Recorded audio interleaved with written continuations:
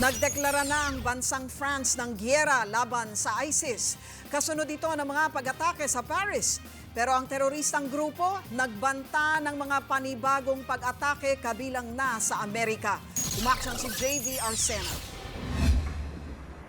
Aabot sa 23 ang inaresto sa ikinasang police operation sa France kagabi. Kasunod ito ng mga pag-atake sa Paris na ikinamatay ng halos 130 tao. Dose-dose ng armas, computer at droga rin ang nakumpiska. Bukod pa ito sa isinagawang house arrest sa 100 tao. Kasabay nito naglabas ang French police ng mga bagong litrato ng suspect na si Salah Abdeslam, isang French national sa Belgium. Habang ang itinuturong utak ng operasyon na si Abdelhamid Abaoud, pinaniniwalaang nasa Syria. Sa gitna naman ng police operation, idineklara ni French President François Hollande na France is at war. Nanawagan siya sa Kongreso na palawigin ang state of emergency para mapaigting ang investigasyon. Pinadagdagan din niya ang bilang ng mga pulis at budget ng National Defense.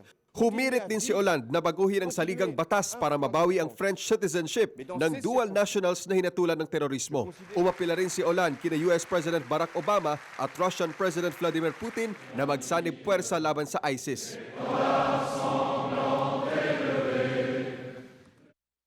Pero ang teroristang grupo naglabas ng bagong banta.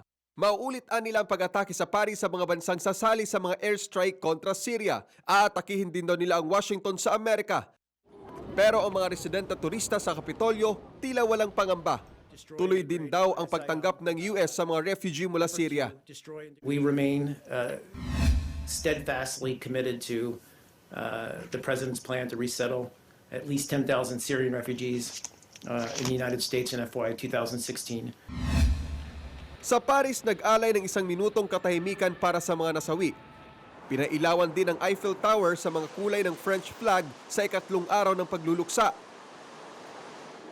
Dito naman sa Pilipinas, kinondena ng Muslim community ang mga pag-atake ng ISIS. Iba ang paniniwala ng mga ISIS, kaya hindi lahat ng buong Muslim sa Pilipinas ay nakikisimpatya sa kanila. Pero di rin daw tamang idaan sa dahas ang paghihiganti. We must stop war and resort to peace. Let us sit and talk of our differences and give everyone's the right. Umaaksyon, JV Arsena, News 5. Be sure to come back. News 5 everywhere. Copyright 2015.